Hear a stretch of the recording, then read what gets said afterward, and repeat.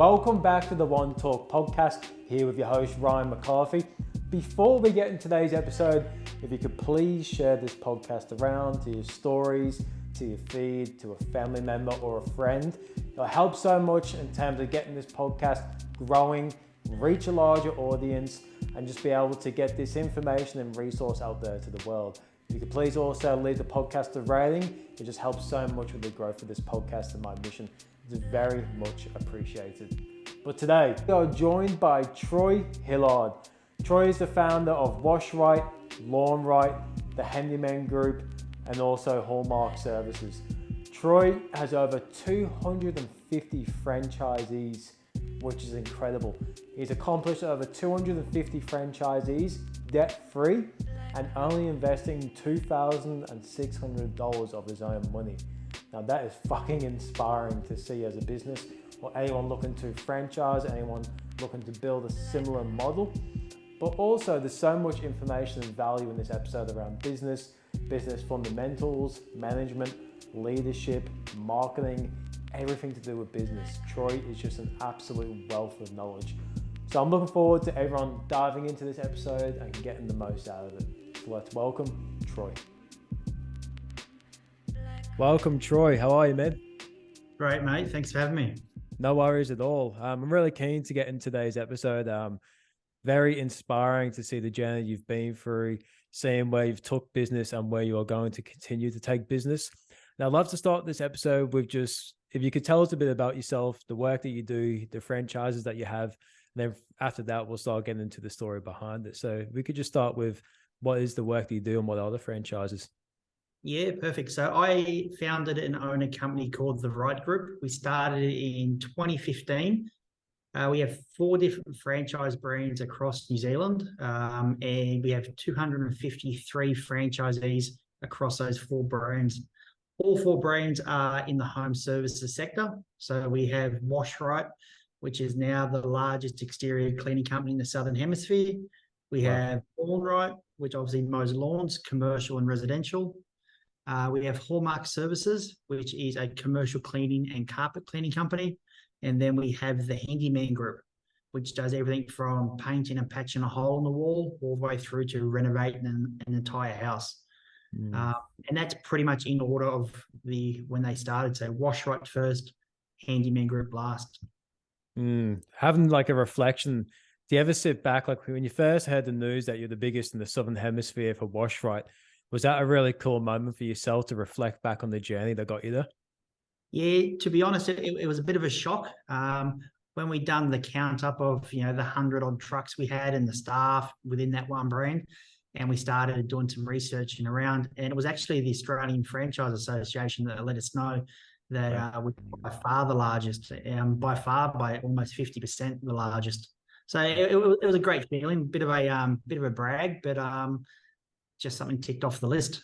What an accomplishment, man. And like, how much franchisees do you have overall? Is it around the 220 mark over from the last read? 253 today. 253. Yeah, so 253 as of today. Awesome. And that grows by 1 to 2 every Monday.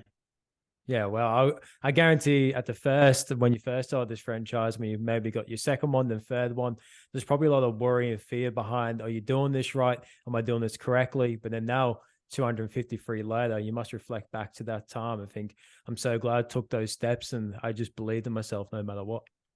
Yeah, mate, 100%. It was a slow burn to start with. We sold obviously our first franchise after about 12 months in business. And then I think our second one was pretty much on the 2-year mark.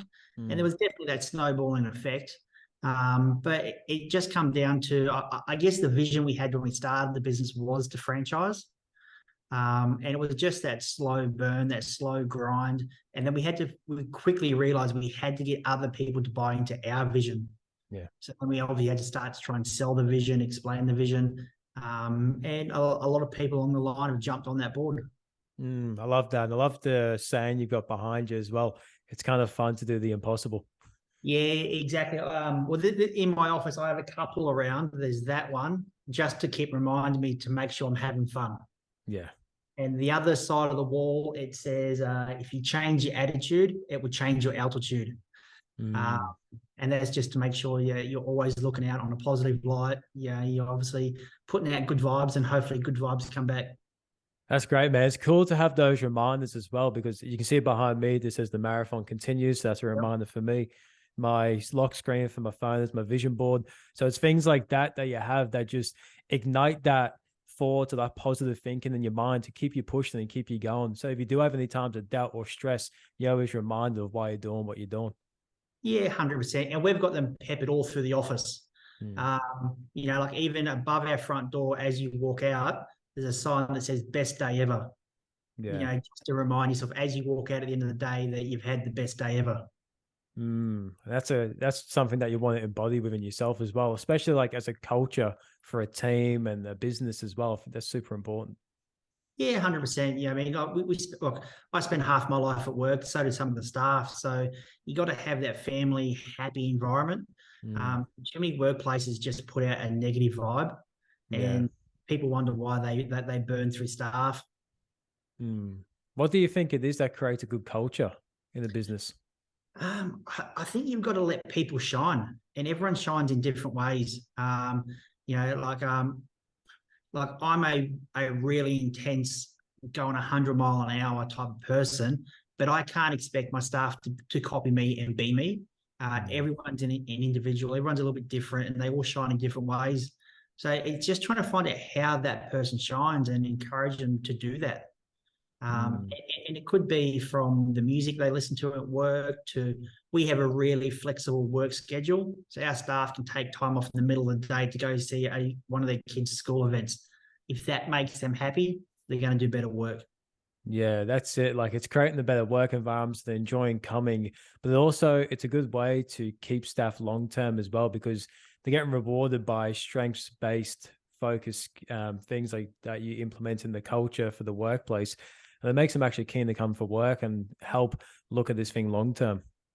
Yeah, exactly. And I'm a big believer that I can't, like, for me personally as the owner, like today I was saying to you before that I left early today to go fly a plane. Yeah. So if I leave early to go do a hobby or something for me, how can I not expect my staff to want to leave early to go to one of the kids' school events or to go do something that's important for them? Mm, So you're just giving them the flexibility to live their life has done wonders for us. We've never lost a staff member.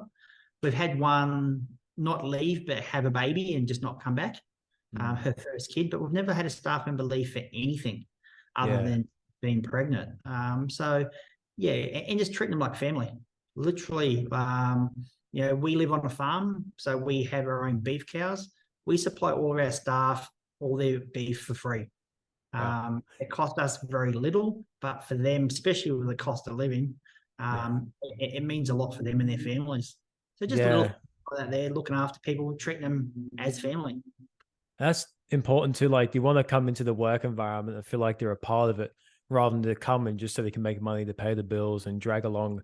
It's like, yeah, I've got to do those things as well. But also, I'm coming into a place where it's actually filling up my cup too. And it's super important, especially for like the whole mental health at the moment and workplaces. Like, it's such a benefit of the things that you're doing at the moment. Yeah, 100%, man. Like we even have in our boardroom a TV set up with Chromecast so the staff can bring their kids to work Mm, and they can put them there, watch TV. Especially these days, if a kid has a little runny nose, they're not allowed to go to school. So we don't want a staff member to potentially lose out on income or take a day's sick leave just because one of their kids has a runny nose. So they can bring them to work, throw them in the boardroom, watch TV, go on kids' YouTube. Mum can control what they're watching off the Chromecast, yeah. and it's just building that environment where it's literally an extension of their home, but in a good way. Mm. Hats off to you, man. That's inspiring for me as someone that is building a business and wanting to take the like all the things I'm doing to a next level. And it's inspiring to see the things you're doing because it gives me ideas and how to create that culture in the workspace. So yeah, it's very inspiring for people like myself and the listeners out there too. Yeah, man. I was probably just smart enough to realize that I need these guys more than they need me. Mm. So we've got to keep them happy, and it just comes down to that.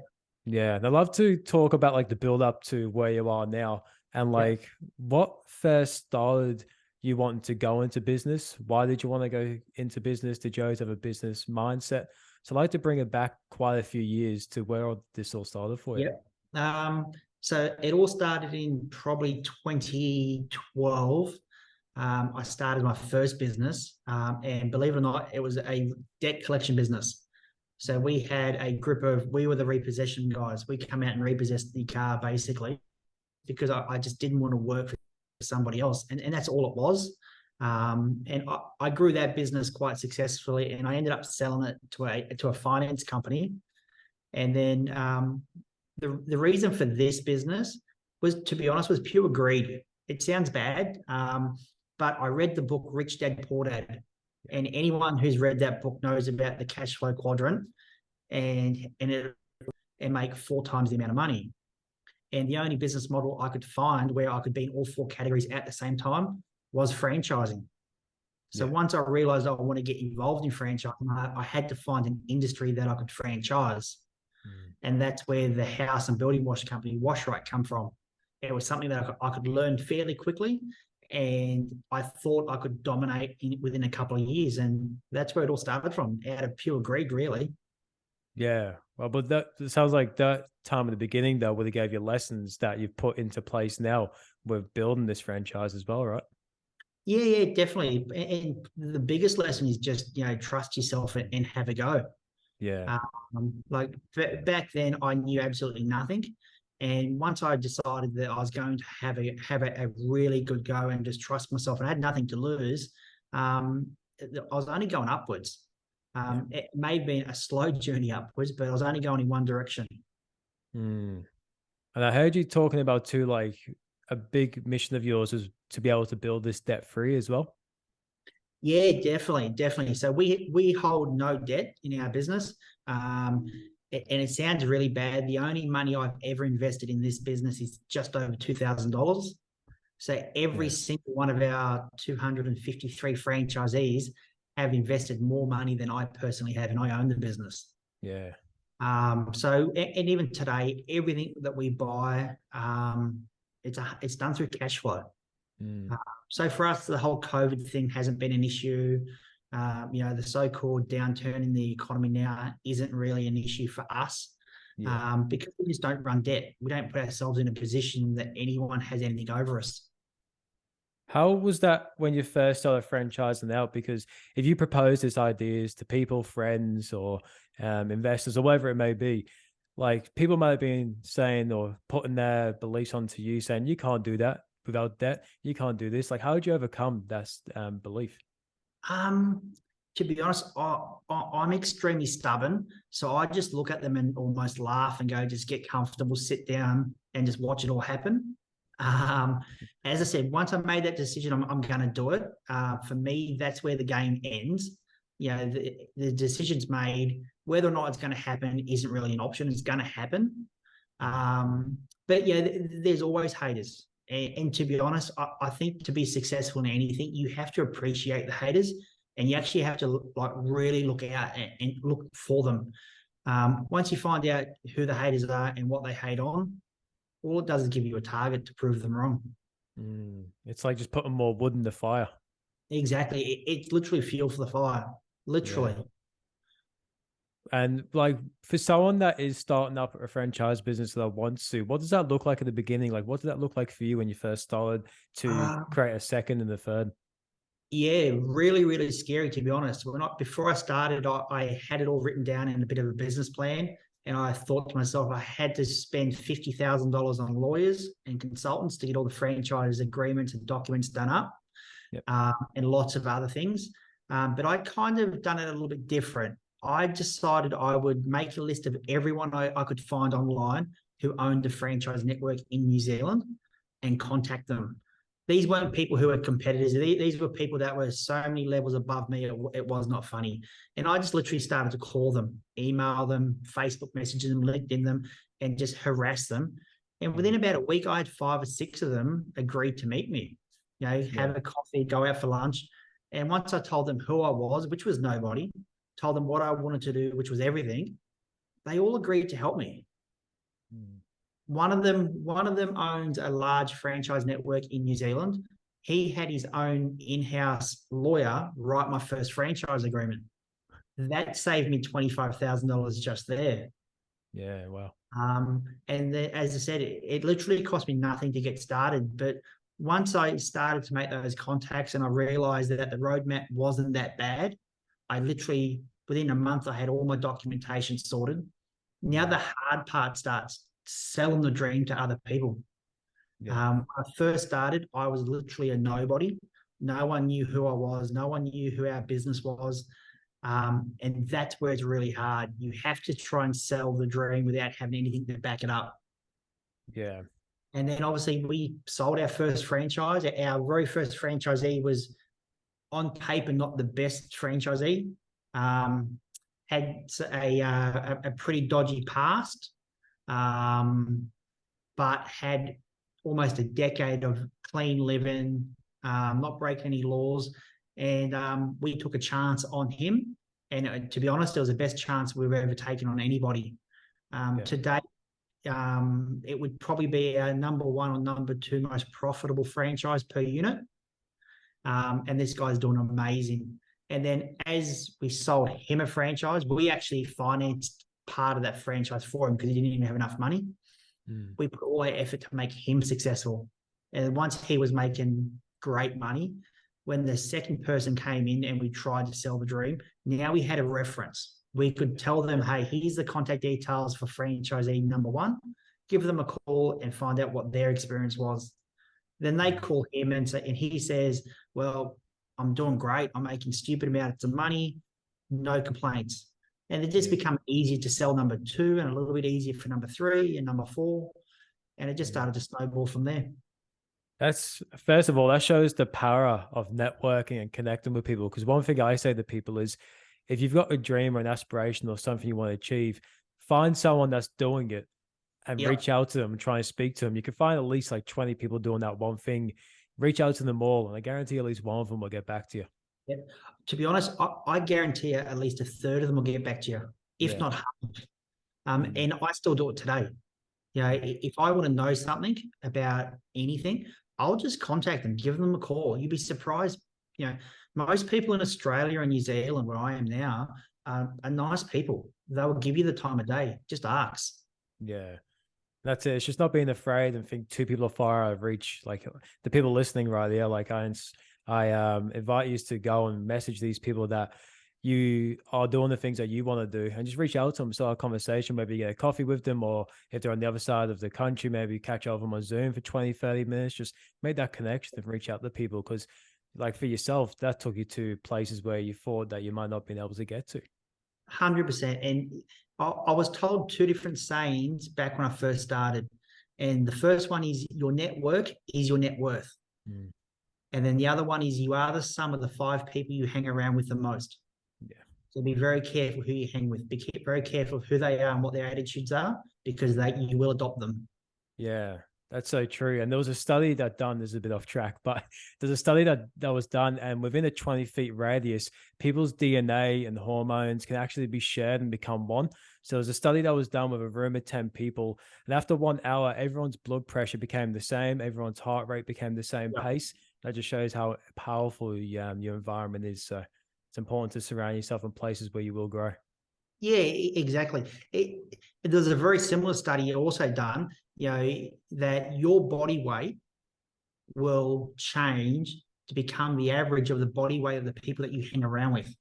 So if you hang around people that are very thin and very fit and very active, there's a lot higher chance of you becoming that there, because you see it. You almost learn through osmosis about your fitness, your health, and life in general as well.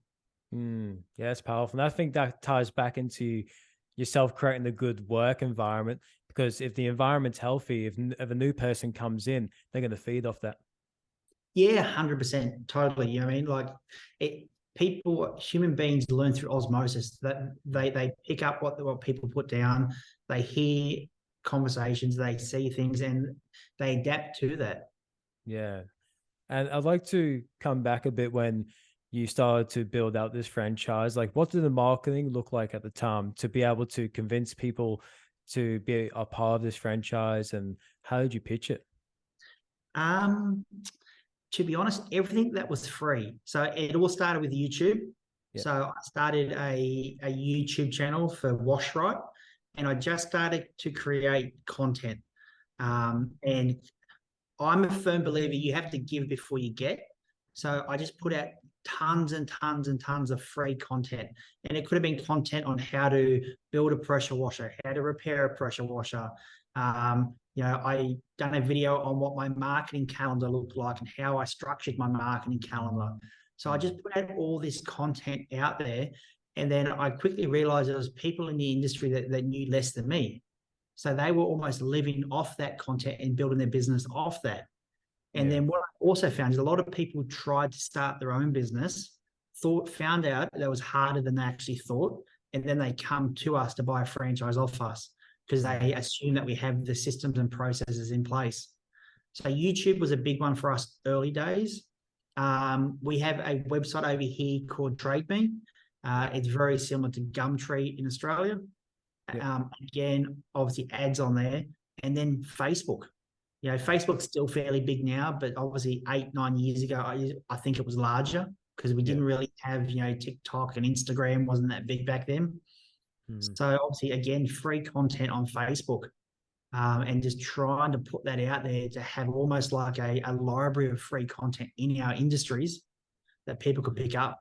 I back that as well because it's so important to be able to push a value into the world because what you give, you shall receive. And that's a manifestation of that. Oh, 100%. Yeah, 100%. And we still do it today. We still run training courses that our competitors come to. Yeah. And again, it's just putting that value out there because we know it comes back, and it comes back in multiples. It doesn't just come back what you put out. It always comes back in multiples.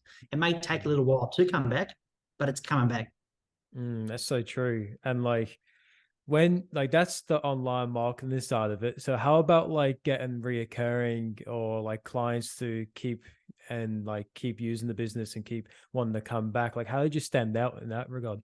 A lot of that just comes down to systems and processes. So we have back then and even today, we have a lot of processes in place that, and it doesn't matter which one of our brands, we do a service for a customer. The customer will get an invoice, they'll pay it. And as soon as they pay it, our system will normally start firing off a couple of different processes. One of them sending them a text message thanking them for their business.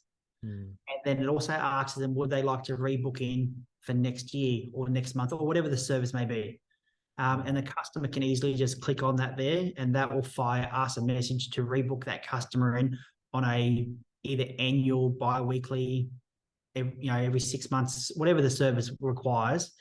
And then that starts to build a almost like a calendar of future work booked in. And then obviously, if I look at house washing where we wash normally once a year, in 12 months' time, we already have a calendar booked full of jobs already pre-booked in. And then what happens is our marketing doesn't slow down. So we still have that influx of new jobs. And then by year 2, we have the customers from year 1, plus the new customers coming through. So it starts to compound. Year after year after year, it just compounds to the point that you have to then start to grow your business and have second truck, third truck within your same franchise. I was just about to say that, multiple trucks in the one location or one area. Yeah, definitely. If I look at the city I'm in, the Wash Right franchisee, he has 5 trucks in this one city. Yeah, wow. And when you started to go on this journey, how far along on it did you realize you had to start building the team around you? Later than I should have. To be honest. And that just come down to me being tight with money and not wanting to invest into staff. And I always had that point that I would hire when I was literally bursting at the seams.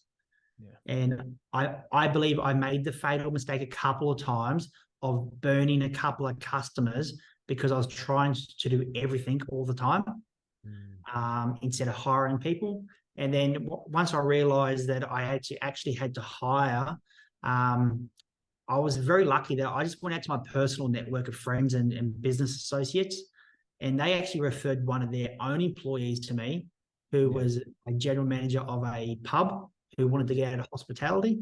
And I actually employed her as my first admin person just to answer the phones and direct all the messages and and all the admin stuff. And Mm. obviously now we've employed a lot more people now, and now we're employing ahead of the growth instead of trying to play catch up. Mm. And how long did it take for that lesson to kick in to be able to plan ahead? Too long. Probably about 18 months realistically, maybe even close to 2 years. So for probably the first 2 years, it was literally just me running everything, and literally bursting at the seams. And then once we hired that first employee, it was almost like the light bulb went off that, hey, this is working great. We not only do we need to keep her, we need to make sure she's extremely happy so she stays and trains number 2, then number 3, and so on. Was it hard to delegate when you first started hiring people? Because I know some people want to do everything themselves, and they can't feel, or they may feel like that people can't fulfill what they can do. Did you have any challenges with that? Yeah, 100%. Yeah, and to be honest, even till today. Yeah. And I don't think that ever goes away. Yeah, if you have a company that you've started from nothing, there's just that certain level of attachment there that you struggle to let go. I'm pretty lucky that I have a relationship with my staff that they just tell me to go away. If I'm looking over their shoulder and micromanaging, they'll just tell me to go away, which is exactly what I want. But to be honest, it's hard even today. But that passion, it just goes to show, because you got skin in the game, because you're passionate about what you do, you've actually got something that, like a deep belief of inside yourself, that you truly want to see this to grow. Like, it's not just something that it's just a money pit and you don't care about it. It's like, no, it actually means something to you. And that's probably why you have that attachment to it. Yeah, 100%. And I'm well aware that this business provides for my family plus another 12 other families. So that level of responsibility there as well. But as I said, it's also something that I started from nothing, and it's just that emotional attachment, and it's something that I'm never going to get over, to be honest. Has it grown quicker than you first expected? Oh, 100%. Yeah, 100%. We've grown roughly 30-odd%, 33, 35% year on year. And it's not slowing down anytime soon. 2 a week. Yeah. So for us, it's just trying to manage that growth and keep with it and not let it get ahead of us. Especially with our business model of not having debt. Everything's done through cash flow. It's just cash flow management to make sure that we always have cash to buy the next vehicle, to buy the next, if we need to buy another building, just to keep that growth going is the main thing that we have to keep up with. Yeah, that's super important. And especially because you started to venture into different countries, because you started in New Zealand, and I believe you came into Australia and started in Sydney, which was your first location in Australia. Correct. Yep. Yes. So what was that transition like, being able to open a new country as a franchise? What was the process of that? Lots of money with the lawyers. Lots of money with the lawyers. We've literally started, got 2 locations in New South Wales now, Sydney and Newcastle. And it's just finding the right person over there. So it took us probably 12 months to find the right master franchise over there, because that person becomes basically our representative in that country. They're our eyes, they're our ears. So just trying to find that right person. And then it's really just doing exactly the same as what we've done over here, is just get that first franchise, make sure it's a success. Get the second one, make sure it's a success, and then just keep that ball rolling, and just make sure that we don't restrict the advertising or the marketing to make sure those guys do succeed. And for like opening up in Sydney in particular, is that something you knew from living in Newcastle, or did you have to fly to Sydney and scope out the area and meet with people in the area? No, not at all. I actually lived in Sydney before I flew over to New Zealand. The main reason for Sydney is that our supplier in New Zealand for most of our equipment is also based in Sydney as well. And they're actually half owned by the world's largest supplier of all of our equipment. So overnight, we had the best gear at the best rate. So straight away, we get our equipment 30-40% cheaper than any of our competitors, even the competitors that are much, much larger than us in Sydney, because we spend 50 times more than them in New Zealand. So it was very strategic that our main supplier was based there. We could get extremely cheap equipment very, very quickly. Seemed like a no-brainer. Yeah, for us it was. For sure. And how do you determine if a location is going to be successful? They're all successful. Yeah. So to be honest, it's not an option. Yeah. And that's just the way we look at it. It's more important for us to find the right person than the location. We can make any location succeed, but we need to make sure we have the right person because we can't change personalities. Yeah. So it's all about who the person is.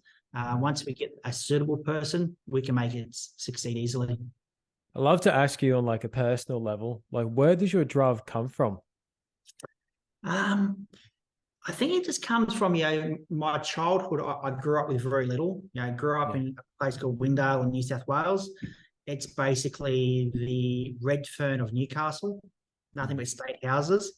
And then obviously I just grew up with very little, joined the Australian Army, done 6 years in the Army, which I guess straightened me out a little bit. Got out of the Army, started getting in trouble with the police, and I just wanted a clean break. So I thought I'd go traveling. And when I come to New Zealand, I met a young lady, had a relationship, kind of got stuck here for a little bit. And then that's when the business started. And I always had this chip on my shoulder that I had to do everything so clean, so legit. No one in New Zealand knew me back then. So it was almost like a fresh start, and I wasn't going to let that fresh start go. So there's almost this chip on my shoulder that I've got to prove everyone wrong. And it just keeps driving me day in, day out. That's good to be able to be aware of having that chip on your shoulder, having that energy, but using it for something that's going to benefit you in life rather than using it for something that's going to distract. Yeah, definitely. And I'm well aware that I've got some personality traits that could be destructive. Yeah. I've actually got a medical certificate framed at home that I got when I was 13, where my school sent me to a psychologist to see if I had ADD. And the doctor wrote a simple note back to the principal, and it just said, "Troy's not mad, just bad." And I'm a very stubborn person. I can be aggressive.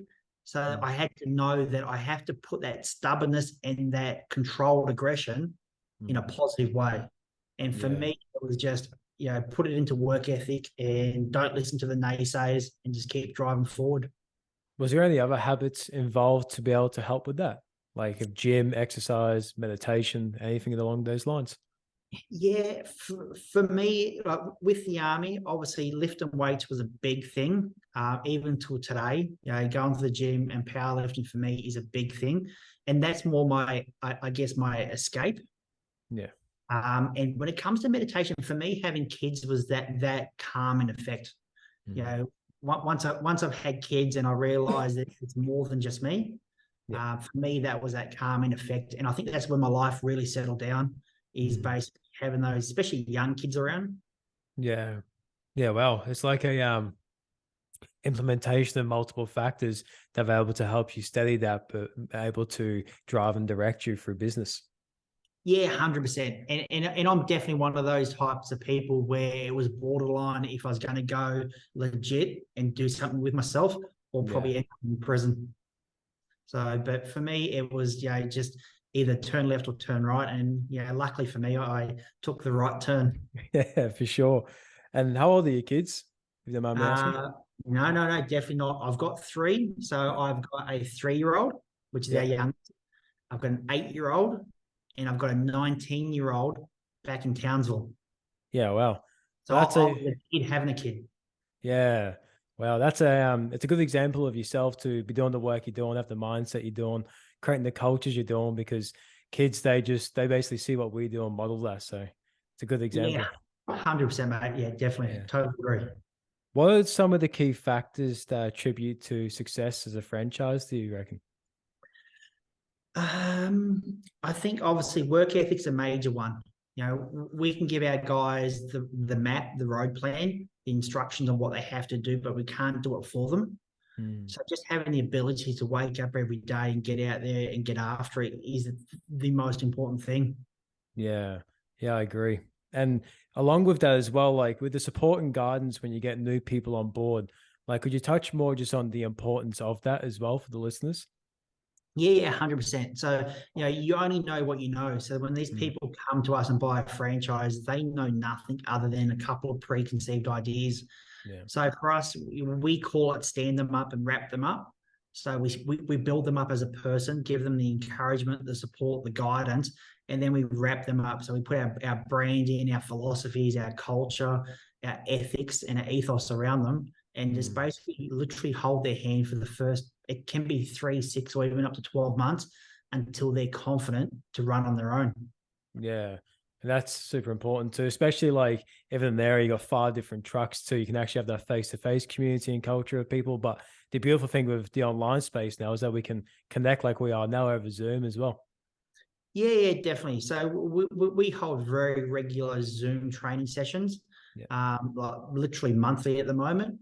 Mm. But again, I'm a firm believer nothing beats face to face. You know, what I mean, Yeah. people can hide through Zoom. But we have a franchisee right now going through some major mental health issues. Mm. But that was picked up because one of our franchise support managers actually bumped into them at the supermarket and realized something wasn't quite right. Yeah. Just the way they were talking, their communication, the way they looked, we could tell that something wasn't quite right. And within 48 hours, the franchisee was actually admitted to hospital. Mm. So it's just trying to keep that personal relationship with them, so we can pick up on that type of stuff. We can help them, and it could be good or bad. People go Yeah. through divorces. People have family members that are sick or dying. So having that personal relationship for us is extremely key, and we Yeah. use the technology as that fallback. The Mm. Zoom and the online chats are always a second to personal catch ups.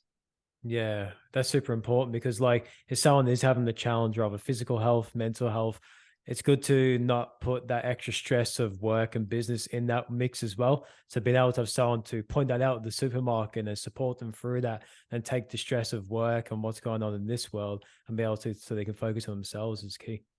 Yeah, definitely. Like I personally believe that humans aren't designed to build relationships online. Yeah. It's meant to be face to face. That's why we have eyes so we can see, ears so we can hear, and noses so we can smell. It's so we can experience the environment around us, and that includes our people that we have with us. Because it creates that deeper connection as well, doesn't it? Like just being able to speak with someone face to face. I know when I do podcasts with people at my studio, like you can Yeah, just feel the energy, and it's like it's a bit of a different type of energy as well compared to Zoom. And it's really, yeah, 100%. Yeah, totally. And you feed off that, and so do yeah, they. yeah, definitely. And I'd like to ask, like, when we were talking about before with how to retain or have recurring customers, like, how have you implemented to ensure their satisfaction as well? So, what's some of the things your company does that I would say brings more value than everyone else? Probably the regular contact we have with our customers. So, Mm. we audit our franchisees 10% of every jobs that we do, which is about 300 jobs a week at the Mm. moment. We are, 300 clients a week at the moment. We're actually auditing, probably at the moment in winter, probably up about half of them. In spring and summer, it does drop down a fair bit, but we contacted them and we go through 10 questions. We get to rate our franchisees, from obviously a 1 star to 5 star. And Mm. then we have a conversation with them. So that conversation can be, obviously, how the franchisee is going, how's the work going, but it's also, how are you going? What can we do to help you? Are there any other problems that you haven't thought that we may be able to solve? So Mm. it just builds that relationship with the customer, but it obviously extends our level of service to them, because they may not know that we provide a service that they actually need or Yeah. want. And that just goes back to the human connection as well, how much people crave that and being able to add that into business. And it makes people remember as well, having that connection compared to just the service. Yeah, definitely. And one of the good things that we do that I've never seen done before is we have a local florist buy for us literally like trolley loads full of Mm. little cactuses in little pots. And we have our own little logo on that put on them. And since we're in the home services industry, we're doing a lot of jobs for people who are either moving into a house or out of a house. And if one of our customers moves to a new house, we will send them a little housewarming gift. And it's a little pot cactus with, congratulations on your new house. I hope you and your family have a great time there. And it has our little logo, because that little pot will sit at their house for 2, 3, 5 years in time, maybe even longer. And it keeps reminding them of us. Yeah, that's that thing that keeps people remembering as well. It attaches that memory to the service and the business. Yeah, 100%. And we look at it, our competitors haven't picked up on that yet. So customers are like, wow, you've sent me a housewarming gift. Thank you. And a lot of the time, a vast majority of the time, we get communication back from the customer thanking us. And it's, while you're there, can you also book us in for our next house wash? Yeah, because at the end of the day, it's like a human service type business as well, because you're working with so many people. Yeah, definitely. Yeah, and we have to always remember that we're working with their most valuable asset. Yeah. And we're not cheap. We're by far in the top 5% of prices in all of our 4 brands. So we can't compete on price, and we don't want to compete on price. Where we want to compete is on quality of service. And sometimes if you compete on price, you can kind of get yourself out of the game. But if you start adding more value rather than compete on price, you probably will get to a point that you have now, because it looks like even though you are charged a bit more, the value that you bring matches and exceeds what the price is. Yeah, definitely. And it just comes back to what I said before about you have to give to get. So you have to have it's all about perceived value. The customer has to perceive that they're getting greater value from you than they're paying you. Yeah. And along this journey, have you had any unexpected obstacles along the way that you weren't expecting? COVID. Wasn't really expecting a pandemic. Yeah, that's a big one. That kind of stuff just around a little bit. How did you work for that? For us, our government just put everything in shutdown, and then they gave every business a pile of cash to keep paying their employees. And then when we come out of COVID, we had a massive backlog of work. Yeah. So for us, it actually worked pretty well. But for the business side of it, the biggest thing for me was I didn't think that it would be so complicated, juggling so many different personalities. And that's probably the hardest thing, I guess, of my role as the owner is, in some instances, I have 253 business partners, and trying to keep 253 different people from different backgrounds and different cultures all happy. And you can never do it, but that was probably the hardest thing for me, is having so many people, so many moving parts, and trying to keep them all happy. And it took me a couple of years to realize that I just can't keep them all happy. So the best thing I can do is be 100% clear in my communication, be consistent, and be fair. Some people are not going to like some decisions I make or some things I do, but at least I'm fair, at least I'm consistent, at least I've communicated it to them clearly. Yeah. But personalities is definitely the hardest part of it. Yeah, as soon as you said that as well, I was thinking about managing 253 personalities on a day-to-day basis and how overwhelming that could be at the start. But it seems like over the years, you've been able to find a balance with it. Yeah, definitely. And it gets even worse when these people have money on the line, because you got to remember, these guys have invested anywhere from 15,000 to a couple $100,000. So not only are they personalities involved, but their personalities have a lot of their money, if not their life savings, tied up in their business. Yeah. Do you have anyone that they can be a point of contact to, or is it just direct to you still? No. We have layers between, I guess, myself and the franchisees, but there's still a very, very clear message out there. They all have my cell phone. They can all walk into the office at any time. They can always text. They can always communicate with me if they want to. But for day-to-day stuff, there's basically a couple of layers between me and the franchisees, just to ensure that they're always getting a great level of service. Yeah, exactly. And just making sure you're not going to burn out in the process as well, and you can focus on the growth of the franchise. Yeah, definitely. And to be honest, probably a lot of the franchisees don't particularly want to talk to me. Yeah. Because they may not like the answer. At Yeah. least if they go through, say, some of the guys who work for me, they might be able to feel out what the answer might be Yeah. before they ask.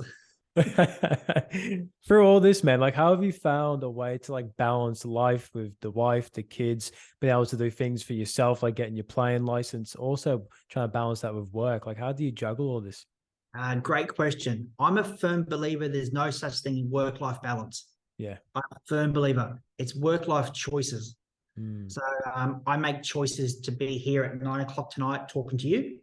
I make choices to go flying this afternoon. And if you make those choices, you have to be happy with them. Yeah. My family, my kids, and my private life is so intertwined with our business that there is no separation. Yeah. That can be a positive, as I can take time off whenever I want to go on holidays, spend time with my kids. My partner left work early last week to go watch our son receive an award at school. And sometimes I have to travel for work and be away from them. Yeah. But firm believer, no such thing as work-life balance. It's work-life choices, and you make choices and you got to live with them. That makes a lot of sense because if you need a work-life balance, you're not enjoying the things that you're doing on a day-to-day basis. Yeah. For sure. And like, I know with myself, like I don't need a balance because I absolutely love what I do 9 to 5. I love doing this podcast. I love everything that I do. So it's not like I need a balance because I'm driven to do the things that I'm doing. And like you said, it's all a choice. Yeah, exactly. And you're totally right. Those people that think they need balance probably should need to start to rethink what they're actually doing with their day. They're Yeah. obviously not loving what they're doing. They're obviously not liking it because they're looking for that escape mechanism. I'm lucky enough to love what I do, so I don't really look for the escape. And if I do, I do what I want. Yeah. That choice, I go do it. What was the motive behind wanting to get your playing license? Like, is that something you always wanted to do? Yeah, it is. Or Something I've always wanted to do. And I guess now I'm at that point in life where I can afford to do it financially and afford to do it from a time-wise point of view. yeah. But yeah, it was just something I've always wanted to do. And then I met a couple of people that fly planes and have their own planes, and I realized it wasn't that hard. So yeah, just took the plunge, 3 months ago and started to do my training. That's awesome, man. 'Cause you can't live with any regrets. Like, if you have something in mind, like you got to go after it and give it a shot. Yeah, 100%. And Yeah. you only live once, so great hobby. It just sucks as it's expensive. Yeah. 350, $400 an hour, burns it up pretty quick, but is what it Yeah. is.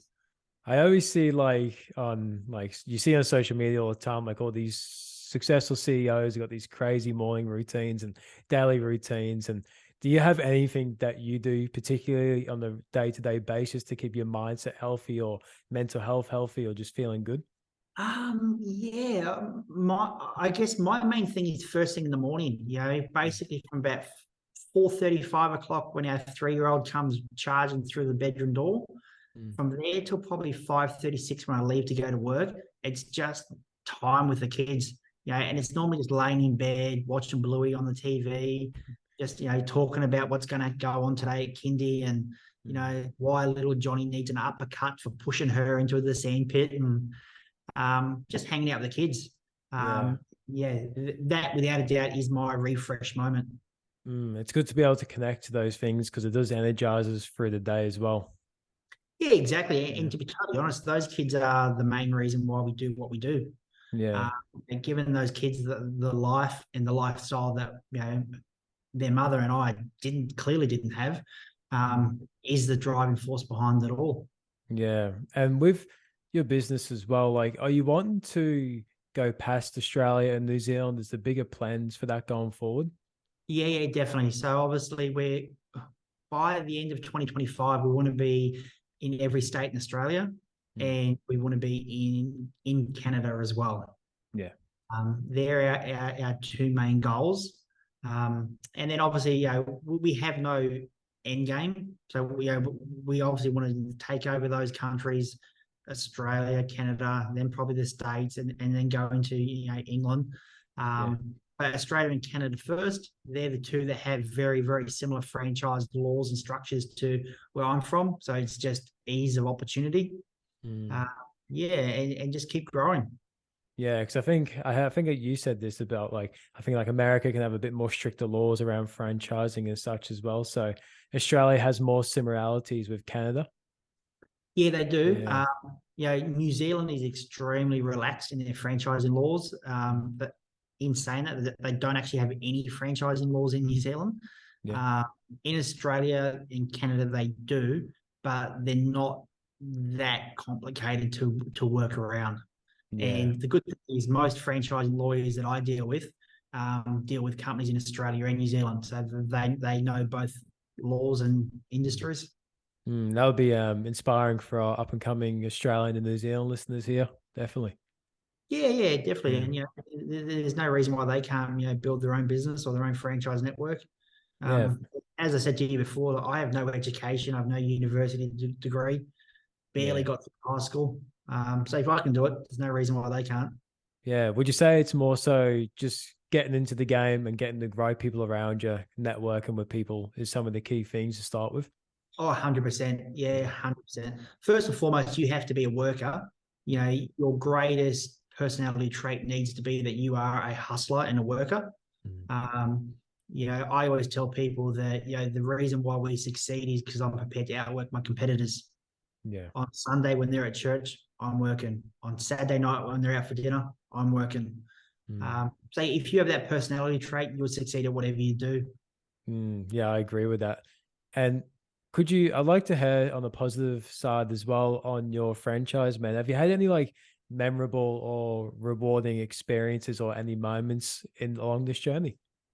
Yeah, definitely. I think having our first franchisee having a rough start to life and now seeing them today, sitting on a stupid amount of money, stupid amount of real estate, that is a big one. But also seeing franchisees do what I call the life cycle. They come in, they buy their franchise. They might have brought the franchise for $50,000, $60,000.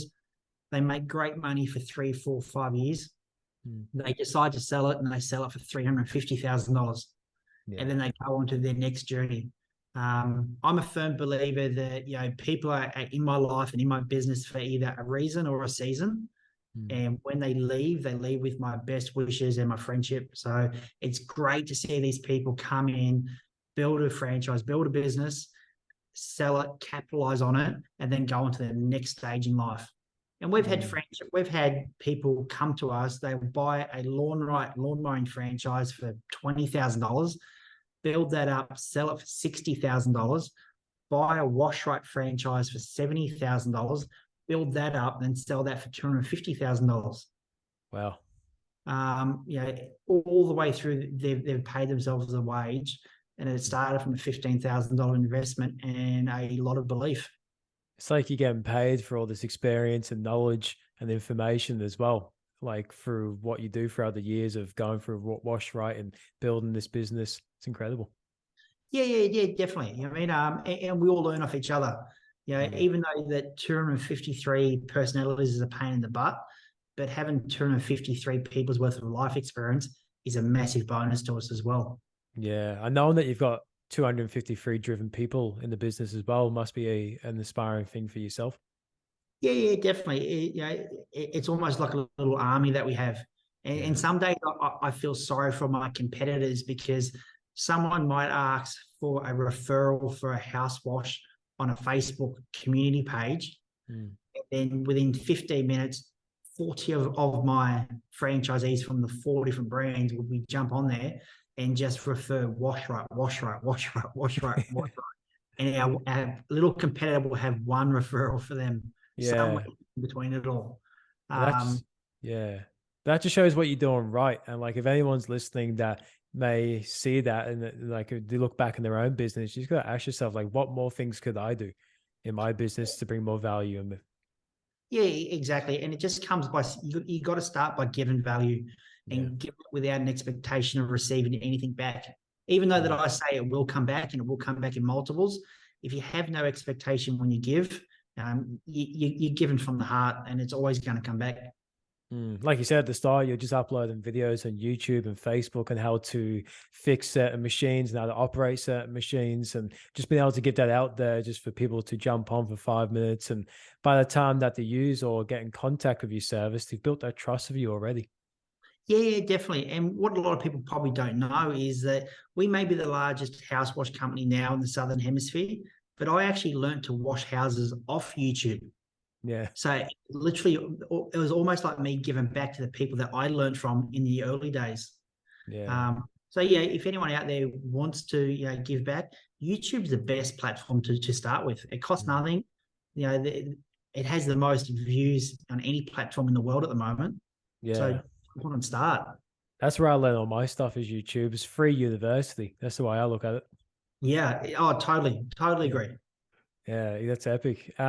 Before we wrap this up, man, I'd like to ask you, I've got a couple of questions that I ask every guest. The first one is, if you could study with any expert in the world, who would you like to study with?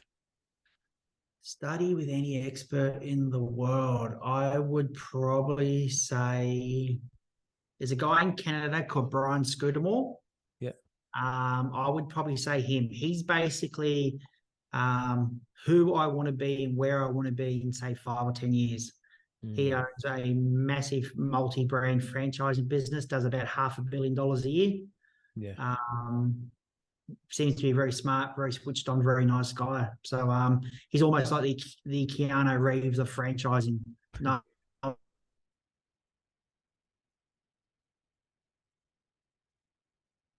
one's got a bad word to say about him. Just a real nice, genuine guy that's made a shitload of money. It's awesome. That just shows that, like you said earlier, find someone that's doing something you want to do or achieve to, and go and contact that person or learn from them. Yeah, exactly. And he's actually one of the people that I reached out with in the early days, and I still get the odd email and Facebook message from him today. Awesome. Powerful. Yeah, definitely.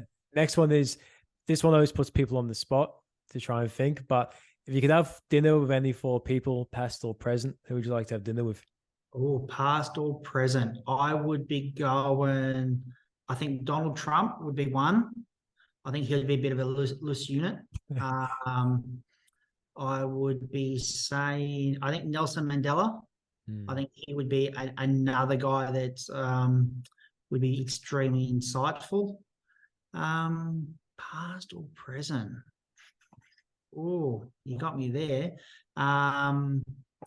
I am a big fan of AC/DC, so I'd be going Bon Scott. Yeah.